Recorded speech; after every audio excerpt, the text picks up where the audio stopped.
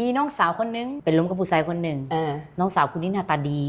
แท้ดีบ่าผู้ชายคนนี้ก็หน้าตาดีมีซิกแพคเป็นคนหนุ่มหล่อสาวสวยล้มกันปะทะคาล้มกันแต่ว่าล้มกันมาได้ฮอดทรง3 เดือนแล้วนะผู้หญิงหันตกหลุมมักผู้ชายคนนี้โดยที่ผู้ชายคนนี้นะก็บ่ได้บอกว่ามักผู้หญิงคนนี้แต่แสดงความเป็นเจ้าเข้าเจ้าของเจ้าไปใส่เจ้าอยู่ใส่เจ้าก็บ่บอกข่อยเดจะออกมาหาคนแม่ตัวนี้นะถึงว่ามีสิทธิ์กระยาโทรมานำแต่บ่มีสถานะฮอดมือนึงที่ผู้หญิงก็บ่ได้แล้วผู้หญิงบอกว่า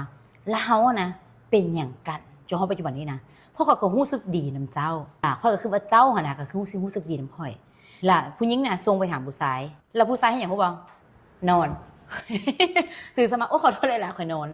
แล้วบ่ตอบคำถามในสิ่งที่น้องสาวคนนั้นถามไปเลยสรุปแล้วเฮาเป็นหยังกันคือจังได๋ของสมันแบบนี้เจ้าคือว่าผู้ชายผู้นั้นจริงจังบ่ผู้ชายคนนี้หลักๆเลยเนาะบ่ได้พร้อมที่จะมีไผบ่ได้พร้อมที่จะมีแฟนหรือล้มหลายคนอาจจะ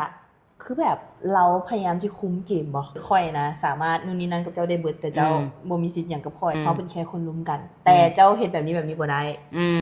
วันนี้อันตรายน้องมาถามปุ๊บนะเอ้าคันเขาจริงใจกับเจ้าเขาสิมาให้จังซี่สิบ่คันเขาพร้อมที่จะคบกับเจ้านะเขาก็ต้องให้เวลาเจ้าก่อนหมู่คันคนที่มันมักเขาแท้ๆนะเขาเจ้าบ่จะยุ่งปานใดเขาจะหาเวลาเพื่อเฮาแค่นั้นเลยบ่ต้องคิดหยังหลายซ้ำนี่ชัดเจนแล้วคันบ่ล้มหลายคนก็แม่นหวานเสเป็นน่เอีห์ยนไปเลย